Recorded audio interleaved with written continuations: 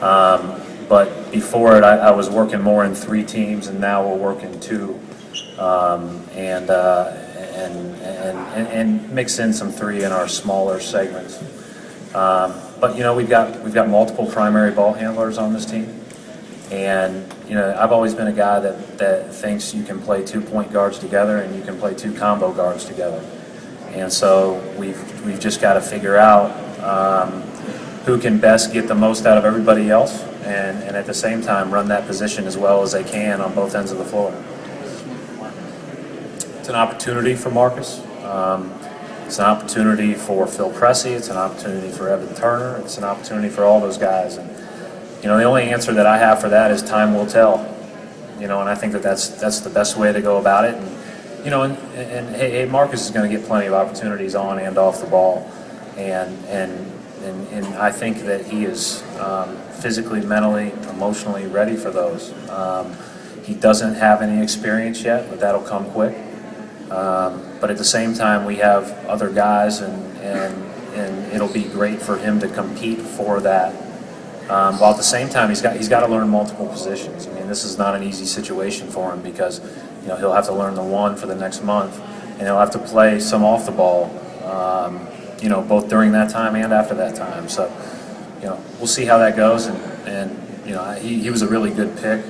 I'm happy we picked him. I'm glad he's here, and hopefully he hits the ground running. Excuse me.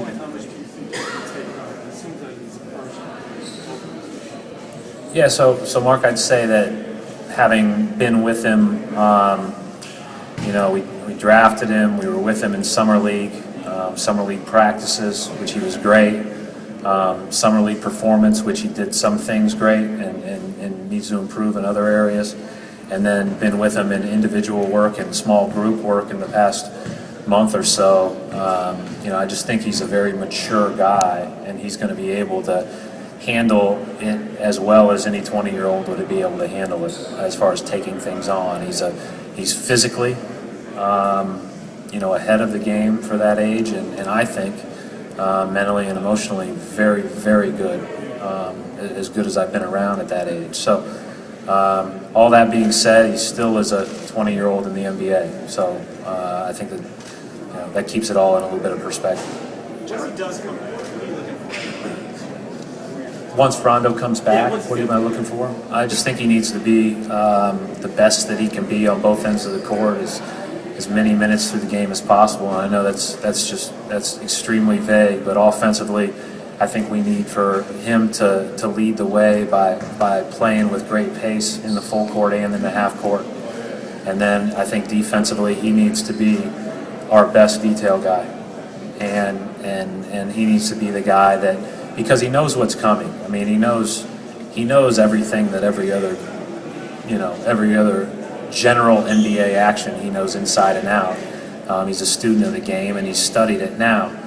Being able to get of the other 4 guys all on the same page and staying on that page is the most important. That's the biggest challenge for anybody, but especially a leader with such a young team. I think we have 2 guys over 30 on our entire roster. I might be wrong on that, but I think he's the 3rd oldest guy on our team. So he has to do all of those details and those little things exceptional because he's being followed.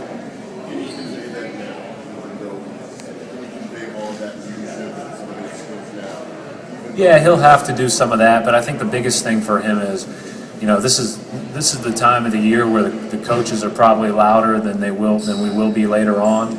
But he'll be able to do that throughout practices and throughout the early games that he misses in the exhibition season and early into the season. He'll be able to do that stuff, and then I think the most important thing for him in this rehab process will be building habits that he won't get a chance to build in technique work in the next 2 weeks. Like, we need to once he's able to start doing little things, we need to get him up to speed ASAP, because those are not things that you do just right out of the gate. And we saw that a little bit last year. I thought he came back and he did a lot of good things, but at the same time, we were limited to 20 minutes a game. He hadn't practiced hardly at all.